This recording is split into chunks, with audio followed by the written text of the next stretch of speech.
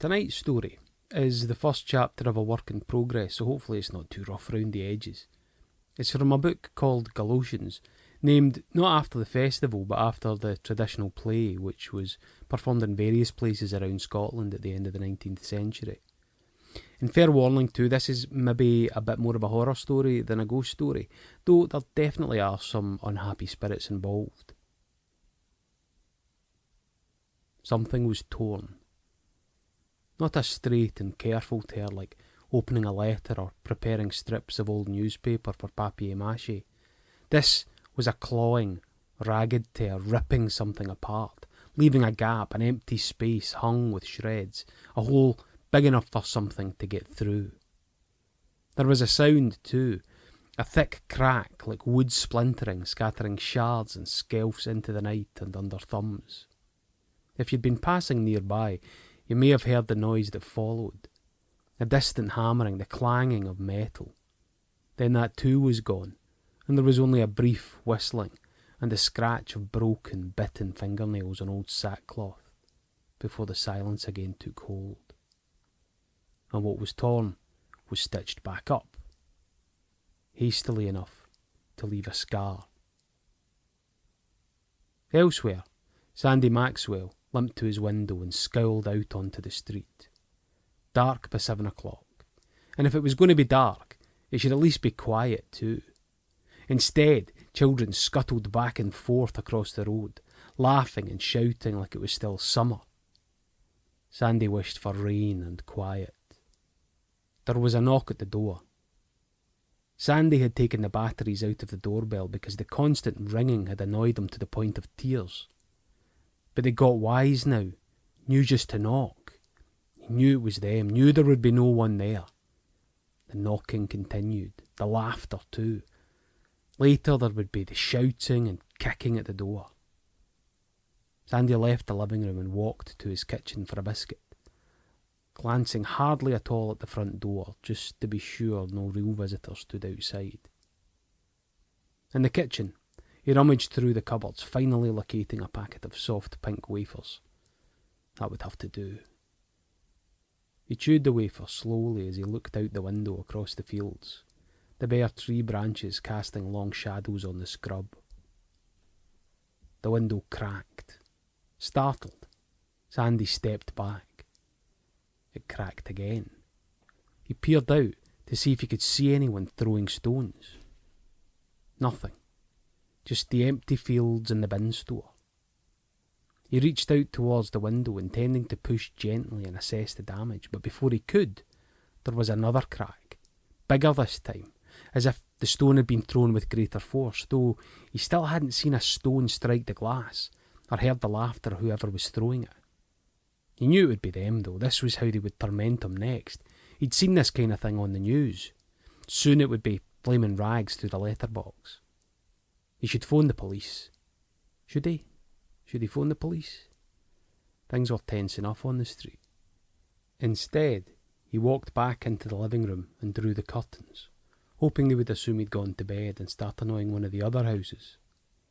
It was never any of the other houses, though, just his. Always his.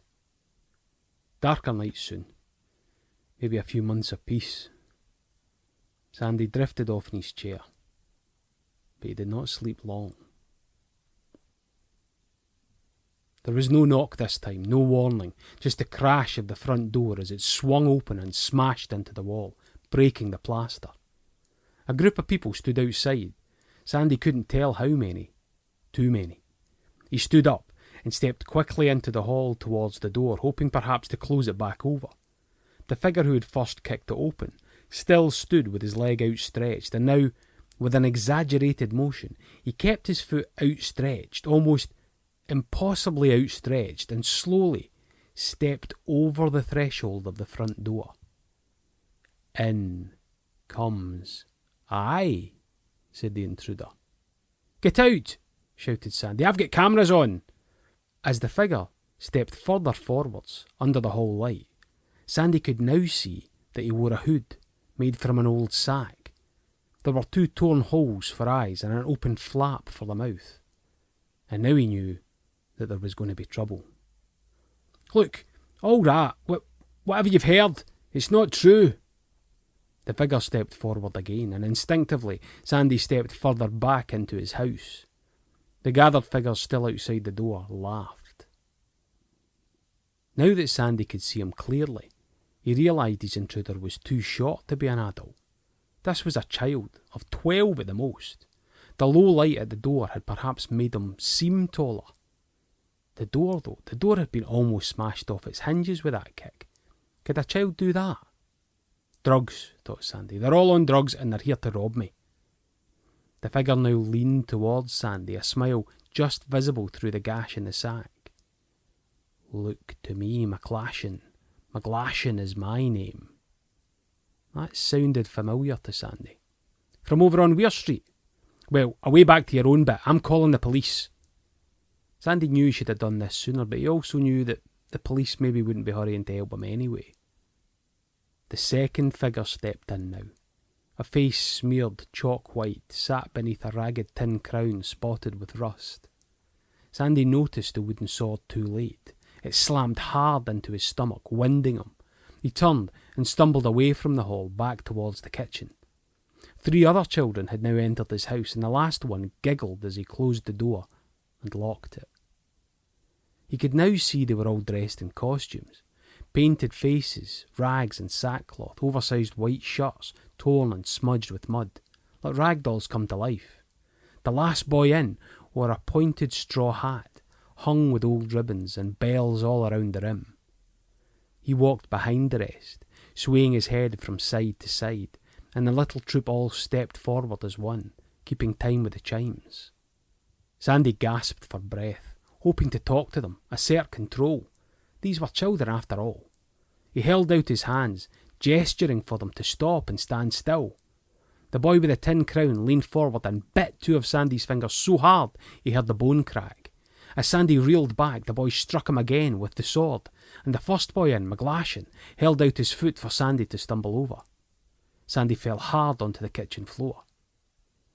McGlashan brought his hand to his face mask in mock surprise. "Oh no, Jack! What have you done? A doctor! A doctor! £10 for a doctor to help this man out, by God!" Sandy tried to get back to his feet, but Jack and McGlashan punched and kicked him before eventually holding him down. "Broonbones, come quick," said McGlashan. A girl stepped forward now, with a witch's hat wreathed in holly and a broom of brittle sticks.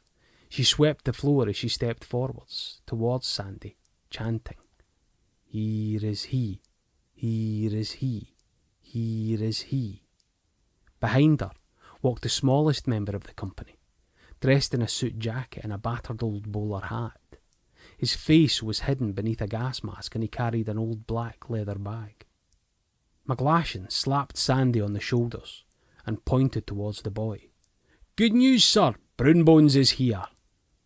"Here am I, old Dr. Brown, the best old doctor in the town."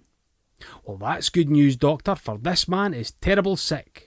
McGlashan kicked Sandy in the stomach, and he groaned. "You see? So, what can you cure?" Broonbones stepped in front of Sandy now and put his bag down on the floor. "I can cure the itch, the pitch, the palsy and the gout." Broonbones rifled through his bag looking for something. "If a man has 19 devils in his head, I'll cast 21 of them out." The little doctor now held aloft a toffee hammer he had taken from his bag. "A few wee taps should do the trick." Sandy tried to move, but McGlashan and Jack had him pinned down on the floor. Broonbones jumped down upon Sandy, counting out each strike. 1, 2, 3, 4, 5. The bells on the other boy's hat jangled along in time. After a while, the house was quiet. Jack straightened his crown and then prodded Sandy with his sword. "Rise, Jock, and fight again!" The company stared at Sandy Maxwell, blood puddling around their wooden shoes. "I don't think he's getting up, McGlashan," said Jack. "But we haven't even been paid," said the boy with the bells on his hat. "No, we haven't, Johnny. I suppose We'll just have to call this one a rehearsal." Sighing, the witch swept her broom across the floor, smearing the old linoleum with red. "Leave it, Bessie, you're only making it worse." She nodded, laughing. "I'm making a picture." "Well, no time to finish it now," said McGlashan. "Lots more houses to visit before we're done." "Well, we better get paid next time," said Johnny. McGlashan grabbed a green apple from the fruit bowl on Sandy's tiny kitchen table and tossed it over to Johnny. "There, that'll do for now." Bessie swept her broom around 3 times, then pulled a ribbon from Johnny's hat and tore it in 2. And the troop were gone, leaving the door locked behind them.